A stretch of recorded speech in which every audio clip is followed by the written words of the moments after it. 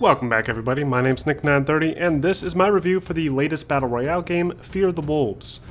Fear the Wolves takes heavy inspiration from the likes of PUBG and the Stalker series to create a Battle Royale experience with some unique features to help it stand out. But unfortunately, the overall experience just isn't polished enough, even for an early access title, and the already dwindling player count makes this game unplayable in some instances. But before we get into that, let's break down the gameplay. Fear the Wolves takes place in Chernobyl, with pockets of radiation being the primary threat you'll be running away from. Much like other battle royales, you'll start by jumping out of a vehicle high in the air and parachuting down to begin looting for resources. The actual skydiving and parachuting mechanics feel really off though. The rate of acceleration is nearly non-existent, and it feels like you're slowly floating to the ground, and trying to control your character's descent is close to impossible. The characters also automatically deploy their parachutes way too early, making for a slow start to every match. Once you land, it's the same deal as any other battle royale. Run into the nearest building and hope the building you chose has a weapon to defend yourself. And just like every other battle royale, this is a frustrating mechanic that turns the game from one of skill into one of pure luck that only rewards players that are cowards and picked a location so remote that they'll never run into any conflict. Loot seems even more rare than normal though, with weapons spread way too thin. I often just found pistols stacked alongside pistol ammunition and a single pistol attachment in every building I visited, but rarely would find two-handed firearms like shotguns or rifles. The weapon animations when reloading actually look pretty decent, but the actual shooting mechanics are poorly executed. Every firefight I entered into felt stiff and awkward, and the kill indicator is often hidden due to the font color choice. Combat encounters seem to reward players with the better armor more often than they should. There were several instances where I had a perfect jump on an enemy, and managed to land several close-range shots, and they just turn around and shot me once or twice with a better weapon. Players camping inside buildings have a huge advantage in this game, and because of the lack of land elevation, this is easy to accomplish. In games like PUBG or Fortnite, buildings are generally a bad place to camp out in, with players able to easily get on nearby hills and snipe through the windows. Not only that, but I often ran into other players teaming or playing alongside other players when they should be killing each other, which creates a hugely unbalanced experience. And there's a very important reason why this is happening, which I'll explain soon. Looting functions about the same as any other game, with players able to just open their inventory and drag items from the ground over to their character. But it's odd that this screen is restricted to such a small corner of the player screen, rather than just giving the player the full screen to manage their equipment. Perhaps it was done to increase situational awareness when looting, but the problem with this thought is that a player is now just focusing on that small corner while maintaining their loot, and not paying attention to the things in the center of the screen. Much like other battle royales, the play area will begin to restrict throughout the game to draw players together.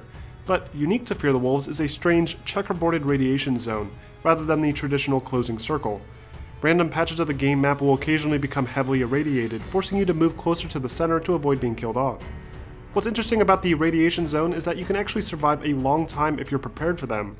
Hazmat suits, gas masks, and oxygen tanks can be found alongside the traditional Battle Royale loot, and can be used to navigate radiated zones, potentially giving players a greater chance to escape being killed off unfairly by a bad spawn. But because of how rare it is to find the necessary items to take advantage of this, it doesn't really mean much, and you'll find yourself struggling to find a safe zone consistently. It's an interesting idea on paper, but the problem with this checkerboarded randomized zone closure is that it removes the element of planning available in other battle royales, and it replaces it with a completely randomized outcome. A lot of times, the zone will be split into two large potential end areas, separated by a long narrow corridor without radiation. This gives you about a 50-50 chance of picking the correct area to hunker down, which doesn't feel very competitive at all. The radiation zone is a bit interesting in that it doesn't just drain your health, but actually decreases your max health, which requires you to take a special anti-rad medicine to fix. This feature is a great idea, as it discourages players from shooting from outside the zone and rewards players that successfully manage to predict the safe zones and stay inbounds longer. What I don't like are the random anomalies. I have no idea what these are supposed to do, and they're not explained clearly enough in either the game or the guide posted by the developers on the Steam community forums. Basically, there's these pockets of heavy radiation that just appear in radiation zones, that occasionally explode and can kill you instantly.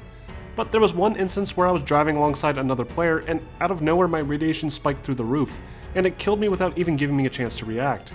But the player sitting next to me in the vehicle was not affected at all. My initial thought was that this was a way to discourage players from teaming up, but every other time we played cooperatively this way, this never happened, so it was either something that spectating players voted on, which I certainly hope is not the case, or I just ran into a frustrating glitch that ruined the experience completely. But at the end of the day, all of these things are still typical Battle Royale features. Nothing yet has really made Fear the Wolves stand out, so let's talk about this game's defining features.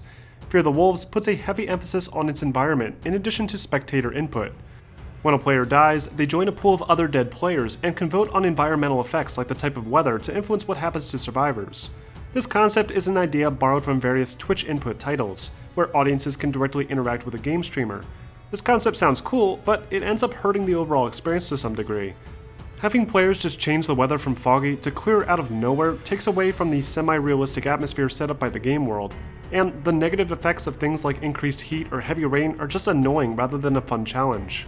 Now, I didn't manage to get footage of this as I was watching my friend play after I was killed randomly by an anomaly, but the end of each round has an interesting escape mechanic built in, meaning this is one of the first Battle Royale games where you can win without shooting a single bullet.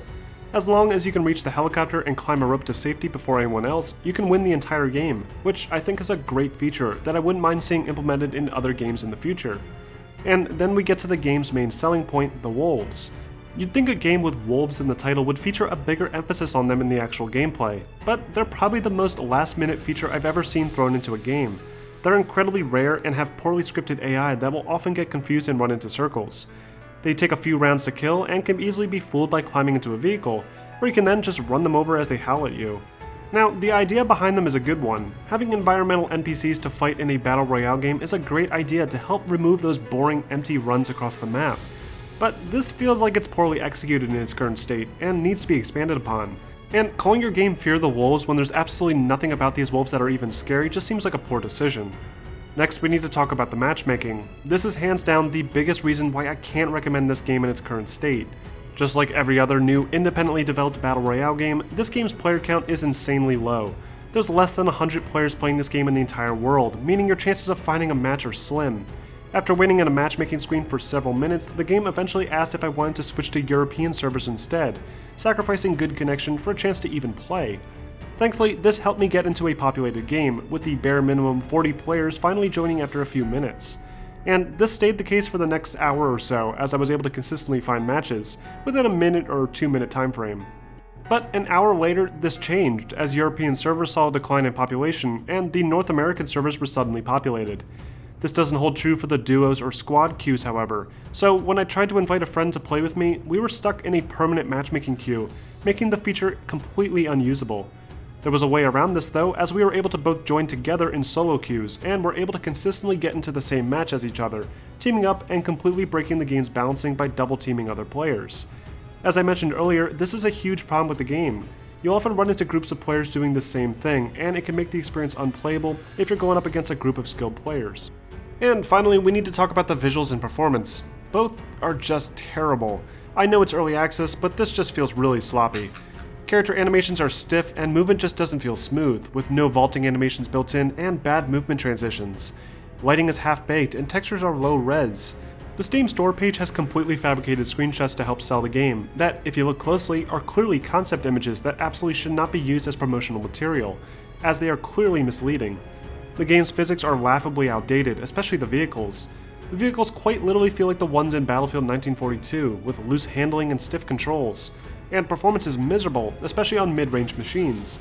Even on my rig with a 1080 Ti, the game sat at a maximum of maybe 65 frames per second, and would frequently dip down to the mid-40s, with massive stuttering often occurring as you travel across the map. Overall, I don't recommend picking this game up. There's some interesting design choices like the NPC enemies to help make the gameplay more interesting, and the idea of spectators being more involved in the round by voting on environmental hazards. But these ideas feel tacked on last minute to help the game differentiate itself, and just don't feel polished or fully thought through.